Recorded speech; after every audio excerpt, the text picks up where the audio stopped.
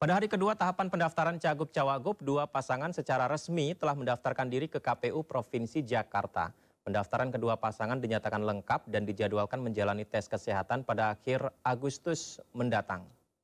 Kehadiran teman-teman media pada hari ini. Ya, pemirsa, kedua pasangan bakal calon ini diantaranya Pramono Anung Rano Karno yang diusung PDIP, serta pasangan Ridwan Kamil Suswono yang diusung Koalisi Indonesia Maju atau KIMPLES.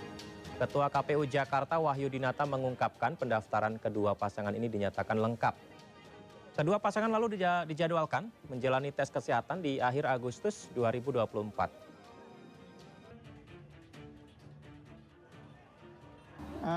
Alhamdulillah pelaksanaan berjalan lancar. Yang pasti pada hari ini kami nyatakan berkas yang diberikan itu lengkap, diterima dan lengkap ya untuk pendaftaran. Tentu kami... Ya, kalau bicara Pilkada Jakarta, pemirsa, posisi Anies Baswedan semakin berada di ujung tanduk. Pendaftaran Pramono Anung Rano Karno mengunci peluang Anies maju di Pilkada Jakarta. Anies menjadi satu-satunya calon hingga kini yang belum memiliki kendaraan politik untuk maju Pilkada, dalam hal ini di Jakarta.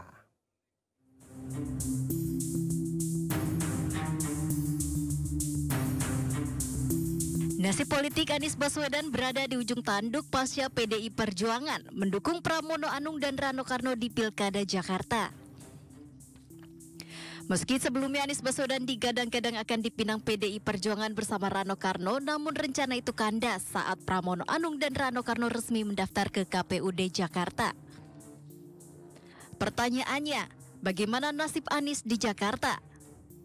Meski di ujung tanduk, Anies Baswedan masih punya harapan untuk maju dalam gelaran Pilkada Jakarta. Belakangan tersiar kabar Partai Kebangkitan Bangsa memberikan dukungannya pada Anies Baswedan. Namun, lagi-lagi kabar itu belum bisa dikonfirmasi karena Anies Baswedan belum mengetahui hal tersebut.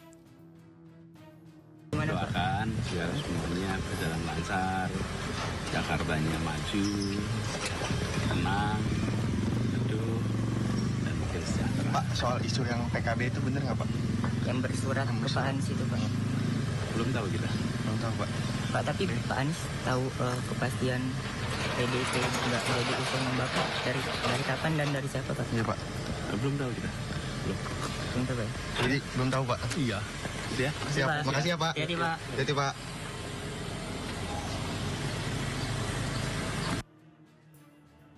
Waktu pendaftaran paslon di Pilkada Jakarta semakin sempit, sementara Ridwan Kamil Suswono dan Pramono Anung Rano Karno telah mendaftarkan diri ke KPUD Jakarta.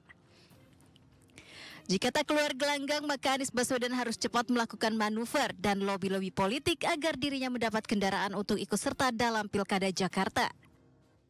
Tim Liputan iNews melaporkan. Ya, pemirsa, harapan Anies Baswedan untuk maju di Pilkada Jakarta bisa dikatakan hampir pasti dipastikan kandas sudah ya. Pendaftaran Pramono Anung Rano Karno seolah mengunci harapan sang petahana untuk kembali berlaga di Jakarta. Nah, menariknya setelah habis di Jakarta, Anies Baswedan dikabarkan akan diusung PDI Perjuangan untuk maju di Pilkada Jawa Barat. Lantas, akankah hal ini terbukti nyata? Apakah Anies bisa ikut berlaga dalam kontestasi Pilkada Serentak 2024? Membahasnya lebih dalam sudah bergabung bersama kami melalui sambungan Zoom juru bicara Anies Baswedan Iwan Tarigan, juru bicara Partai Demokrat Diska Putri Pamungkas, serta pengamat politik sekaligus juga dari SMRC ya, ada Saidiman Ahmad. Saya sapa narasumber saya. Assalamualaikum, selamat malam Bang Iwan, Bang Saidiman dan Kak Diska. Apa kabar? Selamat malam. Kabar baik. Selamat malam. Baik, terima kasih sudah bergabung di Dialog Sindo Prime pada malam hari ini. Tentu saya nggak buang-buang waktu banyak ya. Bang Iwan, benarkah Mas Anies bentar lagi jadi Kang Anies nih Bang? Jadi kita juga belum bisa memberikan informasi banyak kepada pemirsa maupun Mas Idit. Karena kita juga menunggu kepastian semuanya ya dalam 5 jam ini. Tentunya dalam 5 jam ini nanti ada banyak perkiraan seperti biasa ya, pilpres pilek di kota-kota utama ya dan tokoh-tokoh utama biasanya itu ada perubahan-perubahan yang kita tidak bayangkan ya. Mungkin tidak ada bayangan masyarakat Pak Pramono Anung jadi calon gubernur Jakarta. Ya, begitu juga nanti Pak Anies ya. Tentunya apakah Pak Anies akan bertarung di pilkada di 2024 ini, ya entah dimanapun atau tidak, ya nanti setelah ada kepastian ya, setelah ada kepastian baru kita bisa menginformasikan kepada teman-teman seperti itu. Baik. Mas Yudi. Berarti atau gini pertanyaannya Bang Iwan, berarti apakah komunikasi politik dan lobby politik Mas Anies dengan PDI Perjuangan ini masih berjalan hingga sekarang berarti? Itu juga belum bisa kita pastikan karena waktu ini kan sangat peak ya. Jadi hitungan detik, jadi kita juru bicara juga belum bisa menyampaikan banyak karena memang belum sampai juga disampaikan karena memang terlalu sibuknya lah ya. Apakah bisa atau tidak? Nanti setelah ada kepastian baru kita sampaikan. Baik. Ya. Kalau belum ada kepastian kita tidak berandai-andai nanti malah merusak suasana nanti. Kalau kita mundur ke belakang nih Bang Iwan, sosok Mas Anies ini apakah adalah sosok yang memang ingin mencalonkan diri, punya keinginan untuk membangun suatu daerah dengan kemauan sendiri, atau memang dia mendengarkan aspirasi, kemudian mendapatkan tawaran dan mempertimbangkannya Bang Iwan sebenarnya? Ya, jadi begini, kalau kita lihat sejarahnya Mas Anies, ya, Mas Anies ini kan dari Menteri Pendidikan itu juga diminta, ya kan? Ketika beliau jadi juru bicaranya Pak Jokowi, kemudian diminta jadi menteri ya. Kemudian 2 tahun disudahin sebagai menteri, mungkin hanya sekitar 2 bulan, beliau dipanggil lagi untuk bekerja, ya di Jakarta, ya. Begitu. Jadi Pak Anies ini lebih banyak karena memang seperti headhunter lah. Karena Pak Anies ini kan dia sangat berkualitas. Semua yang mengenal Pak Anies ini, ya semuanya ya, itu pasti mengatakan Pak Anies ini orang hebat. Ya, doktor dari Amerika, S1, S2, dari SMA sukses. Bibit bobot ya, artinya dari kakeknya pahlawan nasional, bapak ibunya berpendidikan. Dan tutur katanya ya semuanya lah ya, begitu pidato ya, kalau Diska ini senang pidato AHY ya, ini Anies ini juga sangat luar biasa berpidato ya, karena memang isi otak itu kan penuh gitu, jadi apapun disampaikan, dan beliau juga motivator, jadi etika bibit bobot semuanya dapat dah. Jadi sehingga sering sekali dipanggil lah ya, dipanggil untuk ayo maju di sini, maju di sana, maju di sini, mengerjakan ini, seperti itu ya. Jadi begitulah Pak Anies sampai hari ini, beliau itu tidak pernah mencalonkan. Begitu waktu di DKI juga, ya, karena saya ikut di prosesnya, itu begitu selesai Pilpres, itu tiap hari warga juga, karena warga kan melihat, itu Pak Anies ini kan baru 1 periode. Ya, dan kualifikasi calon presiden kan. Bayangin aja Pak Anies dengan baru maju itu sudah meraih 45 juta suara dan juara kedua ya. Luar biasa kan, juara kedua atau peraih kedua tertinggi ya, mengalahkan Pak Ganjar yang jauh juga. Baik. Nah, jadi prestasi-prestasi itu kemudian diminta lagi dan dicalonkan. Kan sebenarnya kalau kita lihat pertama sekali yang menawarkan diri itu siapa? PKB ya, PKB, PKS, kemudian Nasdem. 3 partai itu yang minta ke Pak Anies untuk maju lagi ke DKI. Itu kan kenyataannya seperti itu. Baik. Jadi bukan Pak Anies yang menawarkan diri, tapi 3 partai itu datang. Baik, artinya ya Bang Iwan, kalau misalnya Jawa Barat juga ada keinginan meminta ataupun mengajak, Pak Anies Baswedan terbuka akan hal itu ya. Kita masih menunggu kepastiannya. Tapi begini, saya ke Kadista. Seperti tadi. Baik. Ya, saya ke prinsipnya itu kan diminta di mana-mana untuk membangun. Baik. Indonesia ini kan luar biasa. Kan pekerjaan kita membangun bangsa ini kan sangat baik ya. Sangat mulia lah. Baik. Dimanapun. Kadiska Putri Pamungkas, juru bicara Partai Demokrat ya. Kadiska, begini, pasangan dari Ridwan Kamil dan Suswono dengan koalisi yang banyak, kemudian ada dinamika ya belakangan terjadi dan akhirnya PDI Perjuangan bisa mencalonkan. Masyarakat kan melihatnya kemungkinan akan menjadi pesaing ketat, ada nama Anies Baswedan. Tapi ternyata Pramono Anung yang di luar radar elektabilitas. Nah, kalau Demokrat sendiri melihat, kita lihat di Jakarta terlebih dahulu. Ini seperti apa? Apakah tanda kutip meringankan kerja dari Kim Plus dalam hal ini juga Partai Demokrat, atau justru ini adalah sosok yang harus diwaspadai? Ya, pertama tentu kami melihat ini sebagai ini adalah semuanya keputusan-keputusan ini adalah hak prerogatif partai politik untuk bisa mencalonkan satu calon gubernur, wakil gubernur atau justru mendukung. Yang jelas pasti setiap partai politik tentu punya pertimbangannya masing-masing. Misalnya seperti kami di Partai Demokrat, kami melihat bahwa Pak Ridwan Kamil dan Pak Suswono adalah calon yang memiliki rekam jejak yang baik. Lalu kemudian juga kami melihat bahwa ada kesamaan visi, kesamaan misi. Kami tentu ingin nanti semua kepala daerah yang menjadi jagoan kami tentu inginnya sama satu visi dan satu misi, sehingga tidak hanya di nasional tapi juga di daerah kita bisa bekerja sama dan berkolaborasi dengan baik. Dan kami yakin bahwa itu juga yang dilakukan oleh PDIP. Lalu kemudian apakah PDIP kemudian memilih Pak Pramono Anung dibandingkan Pak Anies Baswedan misalnya, tentu itu juga merupakan hak prerogatif yang tentulah ada pertimbangan-pertimbangan. Tentu saja salah satunya misalnya kalau kita berkaca di Partai Demokrat sendiri, apabila ada kader-kader unggulan yang sudah teruji loyalitasnya di beberapa daerah, kami juga dengan semangat akan mendukung hal tersebut. Dan kami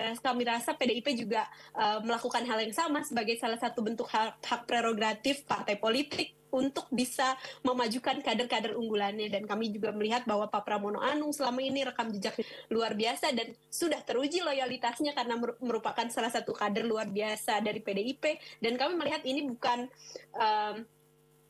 untuk mempermudah atau justru meringankan, tapi kami justru melihat ini sebagai bentuk dari demokrasi yang sesungguhnya, di mana ada banyak pilihan. Nanti silahkan biarkan para pemilih Jakarta, pemilih seluruh Indonesia memilih, rakyatnya memilih. Untuk saat ini sudah banyak pilihan yang ditawarkan dengan banyak partai politik yang kemudian bisa mencalonkan lebih banyak lagi kader-kader terbaiknya. Dan kami rasa itu adalah bagian dari demokrasi untuk berkompetisi dengan baik. Kami rasa begitu. Jadi kalau misalnya sekarang di DKI Jakarta ada Pak Pramono Anung, menurut saya itu adalah hak prerogatif PDIP untuk bisa mencalonkan kadernya yang kader unggulannya begitu. Sama dengan Partai Demokrat di berbagai daerah, kami melihat ada banyak kader-kader unggulan kami yang sudah teruji loyalitasnya. Tentu kami akan memajukan PDIP, memajukan kader sendiri tentu, dan saya rasa itu juga yang dirasakan oleh PDIP seperti itu. Kadista, yang menarik begini, Partai Demokrat mengusung nama Deddy Mulyadi. Di Jawa Barat ya tentu sangat luar biasa ya, banyak yang sudah mengenal Deddy Mulyadi. Tapi ketika nama Anies Baswedan muncul, yang elektabilitas di Jakarta secara nasional juga pernah mengikuti kontestasi di Pilpres, ini bagaimana mengantisipasinya begitu? Apakah ada kekhawatiran tersendiri dari Partai Demokrat dan tim pengusung dari Deddy Mulyadi? Kami percaya, kalau kami sendiri, kami selalu melihat bahwa yang diputuskan oleh Partai Demokrat adalah yang terbaik, yang sudah berdasarkan pertimbangan tentu, berdasarkan hak prerogatif kami sebagai partai politik untuk mendukung dan mengusung calon. Dan kami melihat Pak Deddy Mulyadi selama ini sudah memiliki rekam jejak yang baik di Jawa Barat. Kami tahu bahwa beliau sebelumnya sudah menjadi bupati, lalu kemudian ada banyak rekam jejak politik, termasuk juga Kang Erwan sendiri. Jadi kami melihat bahwa kami sangat percaya diri untuk bisa berkontestasi di sini begitu. Siapapun yang akan melaju nanti tentu semuanya ada plus, ada minus, tapi kami yakin dengan apa yang ada bersama kami, yang sama visi dan misinya, dan kami akan berusaha dari Partai Demokrat sendiri, kami akan selalu mendukung pasangan calon yang terbaik yang kami usung untuk laga dengan sangat baik, untuk bisa memenangkan kontestasi yang secara demokratis, dan mudah-mudahan juga bisa memberikan yang terbaik untuk masyarakat begitu. Apa yang disampaikan Mas AHY atau Partai Demokrat harapkan untuk pemimpin-pemimpin yang akan maju di pilkada baik di Jakarta maupun Jawa Barat?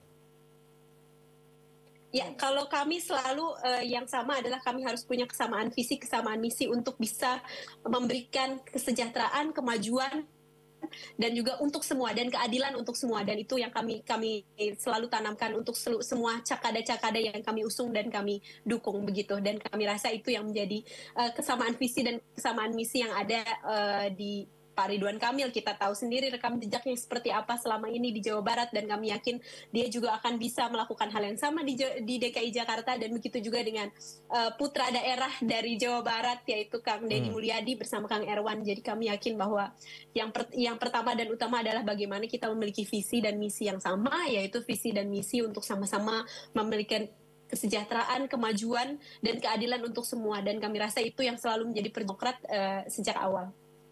Berarti ya kita sih masih nunggu informasi dari Bang Iwan ya. Tapi begini Kak, berarti saya pamit dulu ya. Bagaimana Bang Iwan? Saya pamit dulu karena saya ada janji jam 8. Oke, baik, terima kasih. Mariska. Baik, terima kasih. Kalau begitu kita lanjutkan lagi Kak Diska. Berarti Demokrat berani ya, walaupun Anies Baswedan benar-benar nanti tampil di Jawa Barat, Deddy Mulyadi tetap berani melawan Anies Baswedan, begitu ya Kak Diska ya?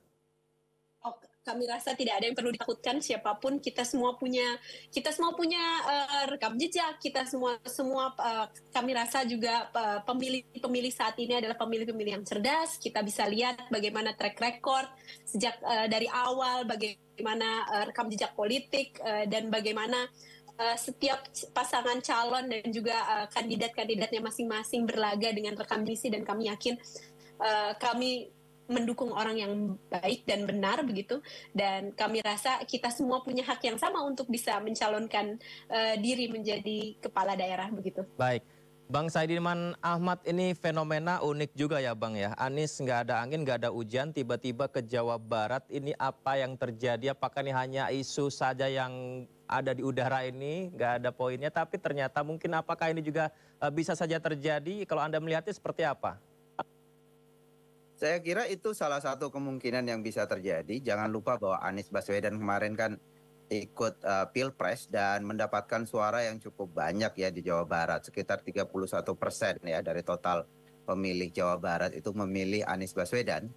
Dan walaupun tentu saja Jawa Barat adalah kandangnya Pak Prabowo Subianto karena berkali-kali 3 kali pemilihan presiden itu Pak Prabowo di sana. Tetapi saya kira Anies Baswedan tiba-tiba muncul ya, meraih sekitar 31% dan bahkan menang di salah satu kabupaten, yaitu Kabupaten Kuningan, tempat kelahiran Pak Anies Baswedan. Jadi sebetulnya Pak Anies ini juga adalah orang Jawa Barat.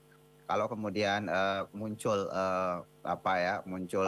dugaan kemungkinan Anies ke Jawa Barat, saya kira itu cukup realistis. Apalagi kalau kita melihat masih ada 2 partai di Jawa Barat yang belum definitif calonnya, yaitu PDI Perjuangan dan Partai Kebangkitan Bangsa. Dan 2 partai inilah yang belakangan setelah partai-partai, setelah PKS dan Nasdem tidak lagi bersama Anies, 2 partai inilah yang belakangan ini santer diisukan itu dekat melakukan pembicaraan dengan Anies Baswedan, PDI Perjuangan dan Partai Kebangkitan Bangsa. Bahkan Partai Kebangkitan Bangsa terakhir itu diisukan akan mendukung Anies Baswedan di Jakarta, tapi saya kira itu sudah tidak mungkin karena PKB juga ikut di dalam mendukung Ridwan Kamil di Jakarta.